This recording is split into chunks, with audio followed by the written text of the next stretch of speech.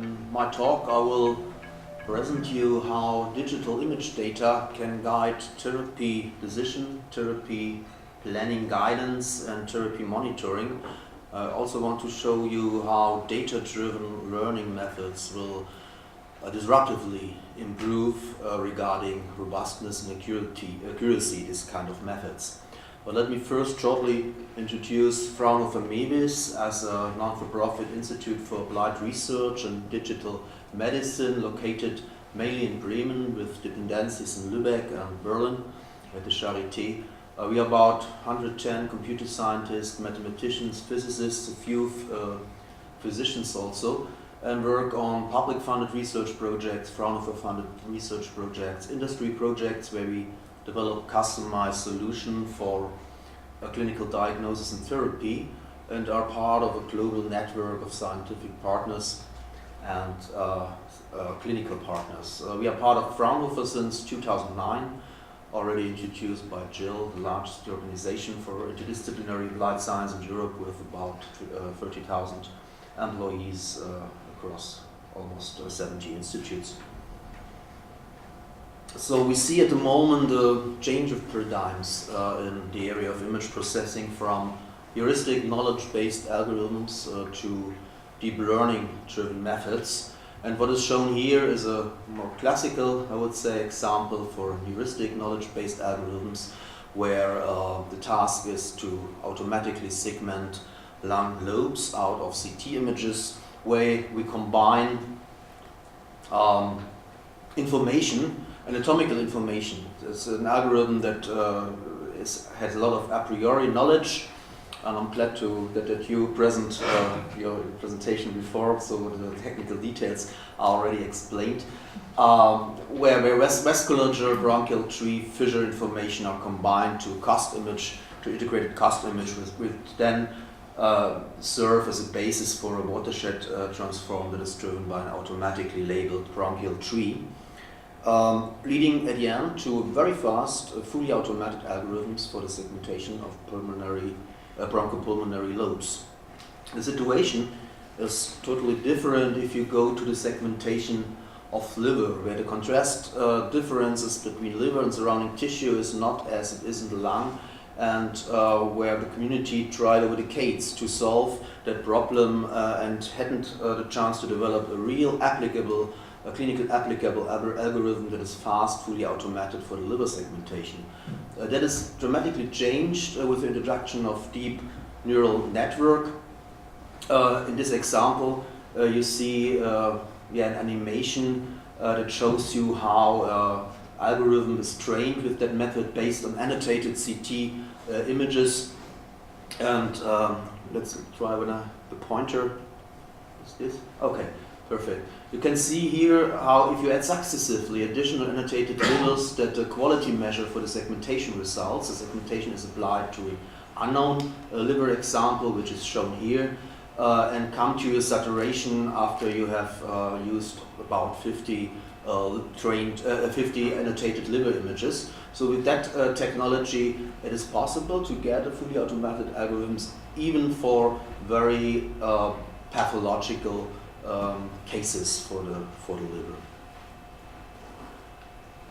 So, but what is the clinical impact of this kind of technology? I want to demonstrate this on different examples in the area of image-guided therapy. I want to start with therapy decision support in the case of lung cancer resection, where a problem is often for the surgeon to decide based on images whether there is an infiltration of neighbored structures, tumor-neighbored structures, to come to a decision about operability and resection strategy.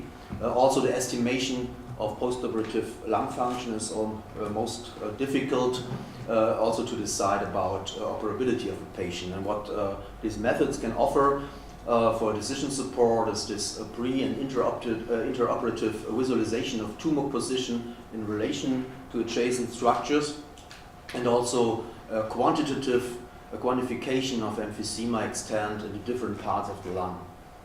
Another example, I think, even more important from my point of view is the planning or the decision support for sublobar resection that coming more and more into place in lung surgery regarding risk analysis, segmentectomy versus lobectomy, and the identification of the correct target sequence. And here decision support can be provided by tumor size estimation, about quantification of, see that here, a safety margin between segment borders and the tumor border, and also by measuring the distance from tumor to segmental route to having an estimation of the lymphatic drainage. Having spoken about therapy decision, I want to present some other examples more related to the therapy planning and guidance. First, I want to shortly introduce this needle intervention planning application where tumor as a target structure and risk structures are automatically segmented to help in finding a correct insertion path for the needle, where also the modeling of vendor-specific applicators are shown here. And what we included here is also a biophysical numerical simulation of the heat distribution in the tumor to have some prognosis whether the tumor can be completely destroyed with this kind of placement and this number of needles in the tissue. Having spoken about planning, I also want to show you examples about therapy guidance that is based on a EU-funded project with a lot of clinical partners throughout Europe, also in the UK, in Dundee, and Israel, where we developed methods for the high-focused ultrasound therapy, where this high-focused ultrasound transducer is placed over the body with a robotic arm. And if you now would apply this focused ultrasound to the tumor, you see that through the motion, the respiratory motion, there is a burnt line into the liver tissue. But if you're able to segment liver and do some motion tracking, you can steer the beam according to that movement. And even you can solve, and we have solved, the problem of repeating by segmenting ribs and then forming instantly in this MR-guided procedure the high-focused ultrasound beam so that ablation of a tumor can occur. So I showed some example regarding planning and guidance and decision support. One last example I want to show just to illustrate the power of this kind of techniques is systemic tumor therapy monitoring. One biophysical parameter is tumor growth, and you see here an example of a fully automated tumor segmentation algorithms that even work a very complex structure or tumors that are very flat bounded to the pleural wall of the lung. Let me summarize. I will state that digital medicine allows for patient individual therapy planning and guidance, that it enables quantitative and objective therapy control, allows for application of innovative intervention techniques, and with the introduction of data-driven learning, I would expect that it will disruptively improve image-guided therapy and open the horizon for new innovative IGT application. And with this I want to close and thank you for your attention.